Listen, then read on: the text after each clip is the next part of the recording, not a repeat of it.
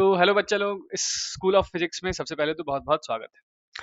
अब one D motion की सारी कहानी हम लोगों ने डिस्कस कर ली है, तो अब वन डी के बाद कहानी को थोड़ा आगे बढ़ाते हैं और अब हम लोग डिस्कस करने जा रहे हैं प्रोजेक्टाइल मोशन, या इसी को हम लोग टू डी मोशन भी कहते हैं। ठीक, तो टू डी मोशन और स्ट्रेट लाइन मोशन में बेसिक डिफरेंस क्या है? तो स्ट्रेट लाइन में हमारा जो मोशन हो रहा था वो एक स्ट्रेट लाइन पाथ के अलोंग कन्फाइंड था, यानी पार्टिकल या ऑब्जेक्ट एक स्ट्रेट लाइन पाथ के अलोंग चल रहा था। अब टू डायमेंशनल प्लेन में मोशन होगा, इसका मतलब यह है कि मोशन अब एक स्ट्रेट लाइन के अलोंग ना होकर किसी प्लेन के अंदर होगा। किसी प्लेन से मेरे कहने का मतलब है, जैसे एक बार के लिए मैं ड्रॉ कर रहा हूं, ये हमारा एक्स एक्सिस है और ये है वाई एक्सिस। ठीक, यदि ये एक्स वाई एक्सिस है तो ये जो प्लेन दिखाई दे रहा है, ये प्लेन हमारा एक्स वाई प्लेन है। तो अब पार्टिकल या ऑब्जेक्ट का मोशन इसी प्लेन के अंदर होने वाला है। ठीक, जैसे मैं कहना ये चाह रहा हूं, मान लेते हैं हम लोग यहां से किसी ऑब्जेक्ट को थ्रो करते हैं इधर की तरफ, ये एक्स एक्सिस के साथ किसी एंगल थीटा पर। तो जैसे आपने इस प्लेन के अंदर ऑब्जेक्ट को थ्रो कर दिया है, तो इस ऑब्जेक्ट के पास इसकी वेलोसिटी का एक कंपोनेंट एक्स की तरफ होगा, क्योंकि ये हॉरिजॉन्टल वाली एक्सिस हम लोगों ने एक्स एक्सिस नाम दे रखा है, और इसी वेलोसिटी का एक दूसरा कंपोनेंट वाई एक्सिस की तरफ होगा। उसको एक बार के लिए यू वाई से डिनोट कर देते हैं। एक बार के लिए जस्ट मान लीजिए कि एक्स एक्सिस के अलोंग पार्टिकल के पास फॉर सम रीजन कुछ एक्सेलरेशन भी है, इस एक्सेलरेशन को ए एक्स से डिनोट कर रहे हैं, और सिमिलरली वाई एक्सिस में भी पार्टिकल के पास कुछ एक्सेलरेशन है, इसका नाम ए वाई रख देते हैं। तो अब यहां सबसे पहले आता है हमारा गैलीलियोज स्टेटमेंट। गैलीलियोज स्टेटमेंट, तो गैलीलियोज स्टेटमेंट बात कुछ ऐसी है कि गैलीलियो सर ने हमें यह बताया कि जब किसी ऑब्जेक्ट का मोशन एक प्लेन के अंदर हो रहा हो, तो इस प्लेन में दो इंडिपेंडेंट या दो परपेंडिकुलर एक्सेस हैं। जैसे यहां पर एक एक्सेस है एक्स और दूसरी एक्सेस है वाई। तो इन दो परपेंडिकुलर एक्सेस के अलोंग का मोशन एक दूसरे से कंप्लीटली इंडिपेंडेंट होता है।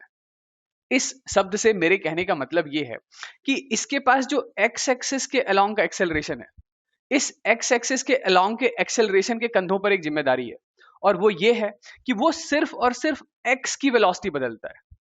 मेरे कहने का मतलब है कि जो एक्सेलरेशन अलोंग एक्स है, वो कभी भी वाई में वेलोसिटी नहीं बदल सकता है। सिमिलरली ये जो वाई एक्सिस के अलोंग का एक्सेलरेशन है, वो सिर्फ और सिर्फ रिस्पॉन्सिबल है इस वाई में वेलोसिटी या स्पीड को चेंज करने के लिए। आई होप ये बात समझ में आ रही है। ये नहीं समझ आ रहा है तो फिर से देखिए कि एक्स के अलोंग पार्टिकल के पास कुछ स्पीड है, तो ये एक्स के अलोंग की जो स्पीड है, ये कभी भी वाई में डिस्प्लेसमेंट नहीं जनरेट करा सकता है। यानी वाई में डिस्प्लेसमेंट जनरेट कराने की रिस्पॉन्सिबिलिटी किसकी है? तो जवाब है वाई एक्सिस के अलोंग की जो स्पीड है या वेलोसिटी है उसकी। आई होप ये समझ में आ रहा होगा।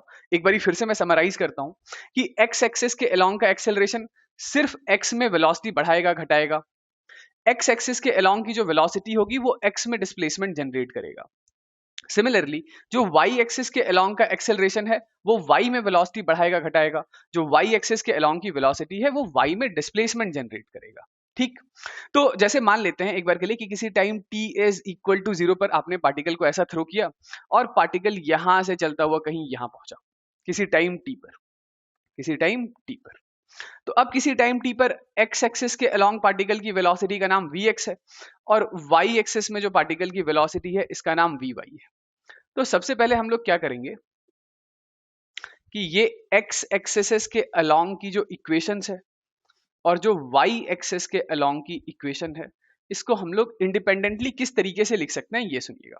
कि x में कुछ इनिशियल वेलोसिटी है, उसे हम लोगों ने ux से डिनोट कर रखा है। This is initial velocity along x axis.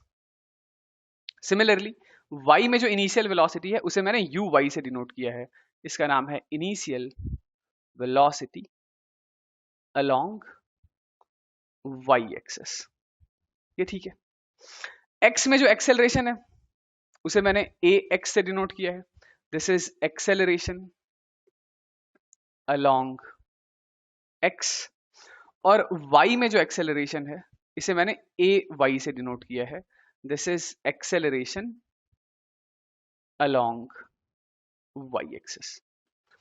तो अब जैसे हमें किसी टाइम टी पर एक्स एक्सिस के अलोंग वेलोसिटी चाहिए, तो किसी भी टाइम टी पर एक्स एक्सिस के अलोंग की जो वेलोसिटी है, यदि ये एक्सेलरेशन हमारा कांस्टेंट है, एक बार के लिए मैं मान के चल रहा हूं कि एक्स एक्सिस या वाई एक्सिस के अलोंग का जो एक्सेलरेशन है वो कांस्टेंट है, तो मैं किसी टाइम टी पर एक्स एक्सिस के अलोंग की वेलोसिटी को लिखूंगा initial velocity along x plus acceleration along x into time T.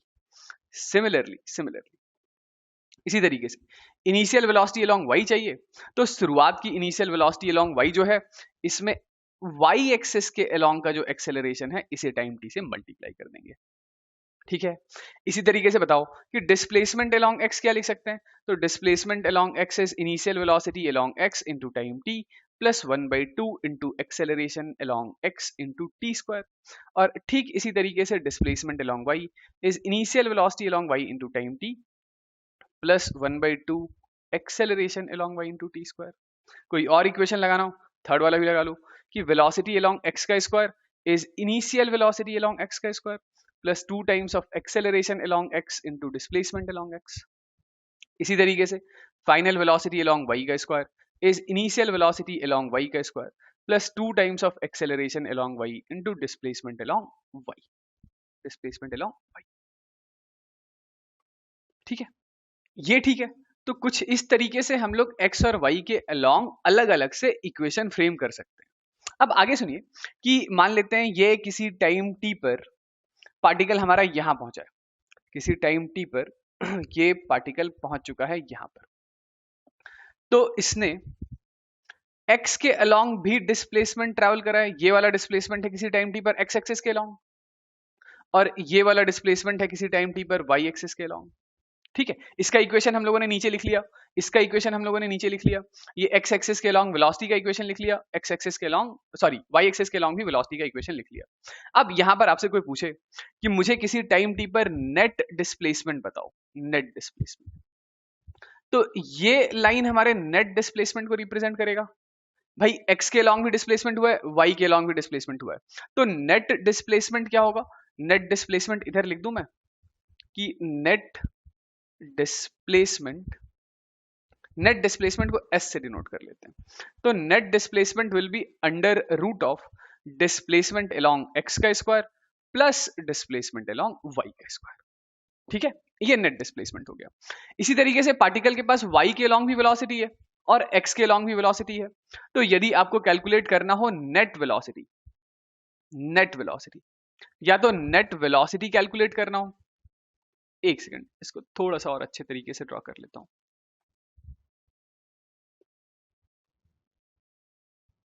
कि ये y वाली भी वेलोसिटी, ये x वाली भी वेलोसिटी, दोनों का इक्वेशन हम लोगों ने लिख लिया है।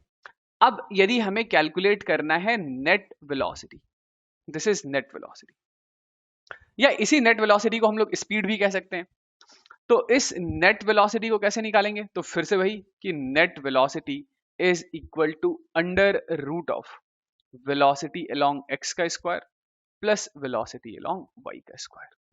ठीक है, या यही हमारा ये स्पीड भी हो जाएगा। आई होप ये वाली बात ठीक है।